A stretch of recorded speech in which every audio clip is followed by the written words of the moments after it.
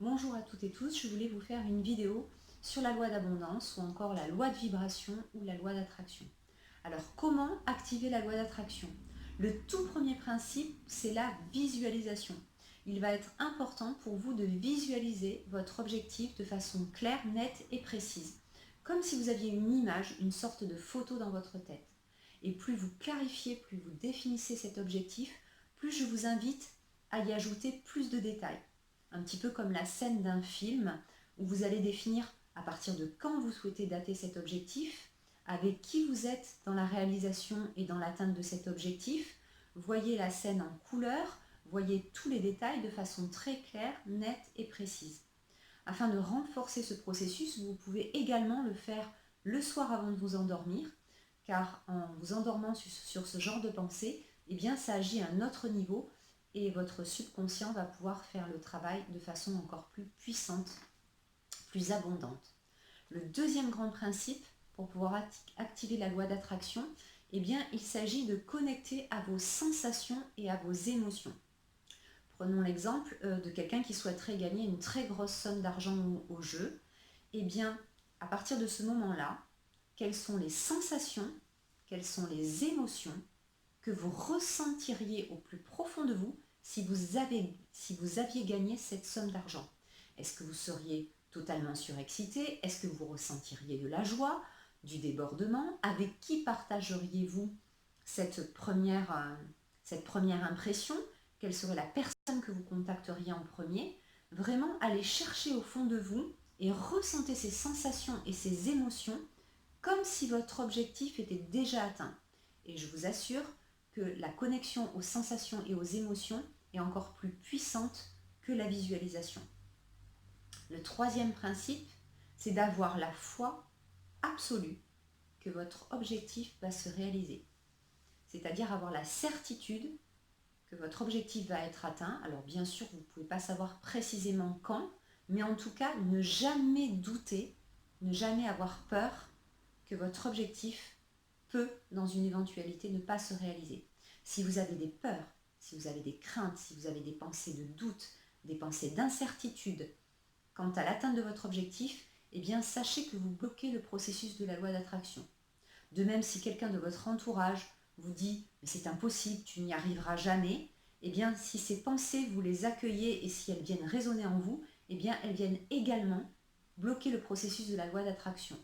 Donc c'est vraiment, dès que vous avez ce type de pensée ou dès que vous entendez ce type de phrase, eh bien bloquez pour continuer dans la foi absolue et dans la certitude que votre objectif va être atteint.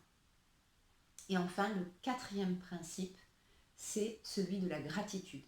Être dans la gratitude, dans le remerciement que votre objectif est déjà atteint. Par exemple, lorsqu'on vous fait un cadeau, naturellement, eh bien, vous allez remercier la personne qui vous a offert ce cadeau. Eh bien, pour votre objectif, comme vous envoyez cette demande, eh bien, c'est déjà être dans le remerciement que cet objectif est déjà atteint. Donc ces quatre grands principes sont importants, je les répète. Il y a la visualisation, la connexion à vos émotions et à vos sensations en ayant vraiment les ressentis à l'intérieur de vous, la foi vraiment irrépressible que cet objectif va se réaliser, et enfin être dans la gratitude. Alors si vous voulez aller plus loin, sachez qu'à chaque nouvelle lune, vous pouvez réaliser également un chèque d'abondance. Vous prenez tout simplement un chèque dans votre chéquier, où vous allez inscrire un très gros montant en lettres et en chiffres, on va dire au moins au minimum 1 million d'euros, voire même plus, 10 millions, 50 millions. Faites-vous plaisir pour vraiment dépasser vos croyances limitantes par rapport à l'argent. Une fois que ce montant est inscrit en lettres et en chiffres, au niveau de l'ordre, eh bien vous mettez votre nom et votre prénom, suivi de payer intégralement pour toutes mes vies antérieures, présentes et futures. De façon à ce que s'il y a eu des dettes financières au niveau karmique ou sur le plan transgénérationnel, eh bien que cela n'ait pas d'impact dans le présent. En termes de signature, vous signez la loi d'abondance en veillant à mettre un L majuscule à loi et un A majuscule à abondance.